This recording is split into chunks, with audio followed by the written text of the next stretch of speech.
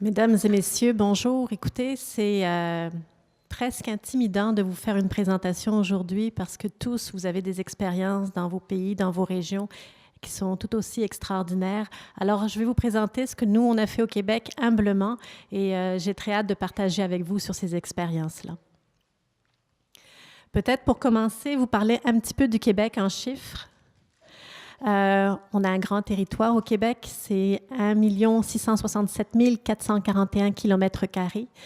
Vous le savez, ce n'est pas un territoire qui est entièrement occupé, donc des grandes zones urbaines, Montréal, Québec, et je ne les nommerai pas tous, où on retrouve beaucoup de monde, et d'autres régions, des très belles régions où on retrouve moins de personnes. Donc, c'est des enjeux pour nous au Québec quand on parle de vieillissement de la population, puisqu'entre les zones urbaines et les autres zones rurales, il y a des réalités qui sont différentes. Le budget du Québec est de 72, presque 73 milliards de dollars. Le revenu moyen disponible des ménages est de 53 000 dollars et pour les personnes âgées de 65 ans et ou plus est de 25 100 dollars. Je vous disais qu'on était une grande superficie. On est aussi une relative petite population, donc on est presque 8 millions d'habitants. Un de nos grands enjeux, et c'est pour ça, entre autres, qu'on est tellement intéressé au vieillissement de la population, c'est qu'on est la deuxième société au monde qui vieillit le plus rapidement après le Japon. En fait, en 2011, il y a 16 % de la population qui est âgée de 65 ans ou plus, et en 2031, on parle de 26 % de la population qui sera âgée de 65 ans ou plus. Ce que ça veut dire dans les faits, c'est qu'en 2011, il y aura 1 253 000 personnes qui sont âgés de 65 ans ou plus, alors qu'en 2031, ça sera 2 262 000. Juste pour vous donner une idée, en 10 ans, le nombre de centenaires du Québec a plus que doublé. C'est-à-dire qu'il était en 2001 de 712 personnes et en 2011, il est de 1773 personnes. Alors, je fais souvent une blague et pour ceux qui l'ont déjà entendu, je m'en excuse, mais si vous avez à investir dans l'industrie des chandelles de gâteaux d'anniversaire, c'est un bon moment puisque vous constatez qu'on aura besoin de plus en plus de chandelles pour les gâteaux d'anniversaire. Au-delà de ça, vous savez que depuis le octobre 2011, octobre 2011, c'est bien ça, la proportion des personnes de 65 ans et plus est maintenant plus nombreuse que les 15 ans et plus. Alors, vous voyez, on parle de vieillissement avec un avenir dans 2031, mais le vieillissement de la population est déjà quelque chose qui est une réalité. Et en toile de fond de ma présentation, je voudrais vous parler de cette réalité qui est une réalité positive. Parce qu'on a souvent tendance, quand on parle du dossier aîné du vieillissement de la population, et si on ouvre le journal le matin, souvent ce qu'on va lire, c'est les aînés, ça coûte cher, ou alors ils sont maltraités. Mais les aînés, ce n'est pas juste ça, au contraire. Et je pense que c'est une des facettes qu'on travaille au secrétariat aux aînés avec l'ensemble de nos partenaires et au gouvernement du Québec en général, d'aborder le vieillissement de la population sous une facette positive. Il ne faut pas perdre de vue que si la population vieillit, c'est aussi parce que les conditions de vie se sont améliorées. Alors, en soi, c'est une bonne nouvelle. Alors, voici le Québec en quelques chiffres. Je voudrais aussi vous parler un petit peu plus précisément du secrétariat aux aînés. Parce qu'on est une petite organisation, on est une trentaine de personnes. On est logé à l'intérieur du ministère de la Santé et des Services sociaux et on a plusieurs mandats. Et vous allez voir que pour le reste de ma présentation, vous expliquer ces mandats pourra illustrer les travaux que l'on fait. Donc, le secrétariat aux aînés, on élabore et coordonne des interventions gouvernementales en faveur des aînés et on assure la concertation dans les milieux concernés. Ce que ça veut dire concrètement, c'est qu'on travaille entre autres à l'élaboration de plans d'action gouvernementaux. Je vous en présenterai tantôt. On a lancé le plan d'action gouvernemental pour contrer la maltraitance qui impliquait 11 ministères et organismes. Dans ce plan d'action-là, il y a des actions extrêmement concrètes qui visent les personnes aînées. Entre autres, il y a une chaire de maltraitance qui a été créée. Il y a une ligne téléphonique pour répondre aux besoins des personnes aînées ou leur entourage ou les proches aidants ou les intervenants qui ont des questions en matière de maltraitance. On a aussi créé des postes de coordonnateurs régionaux en maltraitance dans toutes les régions du Québec. Donc, le secrétariat aux aînés, on élabore en concertation avec nos ministères et organismes, avec les organismes du terrain, des plans d'action gouvernementaux. Je pense que tantôt, on était fait référence que des plans d'action ou des politiques, c'est toujours extrêmement intéressant, mais c'est d'autant plus intéressant quand ils se réalisent concrètement. Alors, au-delà d'écrire des documents, notre rôle est avant tout de pouvoir nous assurer que ces plans d'action se réalisent. On conseille les organismes concernés ou les ministères et organismes en matière de vieillissement de la population en besoins aînés. C'est un autre des grands rôles qu'on a au secrétariat aux aînés. Dans les politiques gouvernementales, par exemple, qui peuvent concerner le transport, l'habitation, la prévention en santé dont parlait M. Hébert ce matin, on peut intervenir le secrétariat aux aînés et on intervient afin de faire valoir les besoins des aînés, proposer des idées, parfois orienter des éléments. Donc, c'est un de nos grands rôles. On développe et administre des programmes de subvention visant à l'atteinte des objectifs visés dans le cadre de notre mission. Quand on parle de programmes de subvention, c'est bien d'avoir des politiques, c'est bien d'avoir des plans d'action, mais c'est aussi bien d'avoir des moyens financiers pour réaliser ces programmes. Et je dois vous dire que c'est une très grande chance qu'on a au secrétariat parce qu'au cours des années, nous avons vu nos budgets augmenter et nos budgets étaient non pas pour les opérations du secrétariat à proprement parler, mais des budgets pour donner de l'argent sur le terrain pour que des actions concrètes se réalisent. On réalise des recherches, des études et des analyses prospectives afin d'assurer l'adaptation continue des services en fonction de l'évolution des besoins des aînés. Quand je dis qu'on réalise des recherches, des études, on est un petit peu présomptueux parce que je dois vous dire qu'on confie essentiellement des mandats de recherche. Je vais en parler tantôt. Les institutions de recherche, pour nous, dans notre travail, sont majeures. On travaille beaucoup, entre autres, avec le Centre de recherche sur le vieillissement, qui est on parle de papa et maman, alors je ne sais pas si c'est le au secrétariat aux aînés pour le programme Municipalité Amis des aînés, mais c'est des acteurs incontournables. Cette approche-là, on l'utilise beaucoup de travailler avec des centres de recherche. Entre autres, on travaille aussi avec l'Institut sur le vieillissement et la participation sociale des aînés. On les a mandatés récemment pour nous documenter sur les maisons des grands-parents. Je fais une petite parenthèse parce que ça s'inscrit aussi dans les approches de vieillissement. On parlait d'intergénérationnel tantôt, de solidarité intergénérationnelle. Alors, au Québec, il y a 6 maisons des grands-parents qui existent actuellement. Ce sont des lieux où des personnes aînées et des plus jeunes se rencontrent et échangent leur expertise entre eux. À savoir, par exemple, pour la personne aînée, de l'aide aux devoirs pour les plus jeunes. Pour le plus jeune, peut-être aider la personne aînée à accéder à l'informatique. Alors, on a voulu documenter ces maisons-là. Alors, l'IFSPA, l'Institut de vieillissement sur la participation sociale des aînés de l'Université Laval, a documenté. Alors, quand je vous parle de recherche, c'est de ces éléments-là qu'on parle, entre autres. On réalise aussi des activités de promotion et de sensibilisation auprès des ministères et organismes, des organismes concernés de la population québécoise. Peut-être certains d'entre vous ont pu voir au cours des années des campagnes pour combattre la maltraitance faite aux personnes aînées.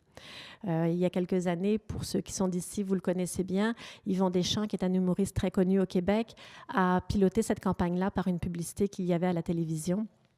Tout récemment, et là c'est peut-être plus connu internationalement sur la chanson d'Edith Piaf, la vie en rose, il y avait aussi une campagne de sensibilisation qui est passée à la télévision et à la radio sur la maltraitance faite aux aînés, pour combattre la maltraitance faite aux aînés. Et ce sont des initiatives donc qu'on mène.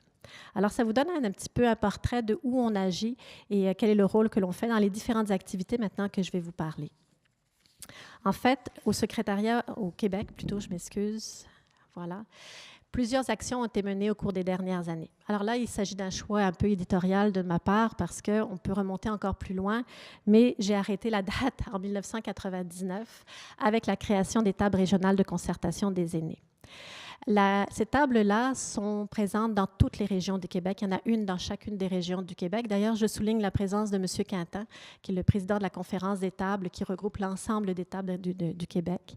Et ces tables-là sont constituées de personnes aînées, de représentants de groupes aînés, aussi d'organismes qui travaillent auprès des aînés. Et elles ont un rôle assez important pour nous. Je vous parlais de la diversité du territoire parce qu'elles sont un peu les yeux et les oreilles du ministre responsable des aînés. Elles permettent d'avoir le point de vue de ce qui se passe dans chacune des régions. Elles nous apportent leur point de vue, elles nous apportent leurs conseils. À l'intérieur de leur propre région, elles jouent aussi un rôle de sage puisqu'elles conseillent la région elle-même dans son développement au niveau du vieillissement de la population. Et je dois vous dire que dans le cadre de la politique Vieillir et vivre ensemble, dont je vous parlerai dans les prochaines minutes, le rôle des tables a été également consolidé. En 2003, il y a eu le lancement de la politique Vieillir chez soi le premier choix, qui était une première politique sur le soutien à domicile. Ça a été un premier tournant important. Entre autres, on soulignait le rôle des entreprises d'économie sociale qui peuvent aider à rester chez eux.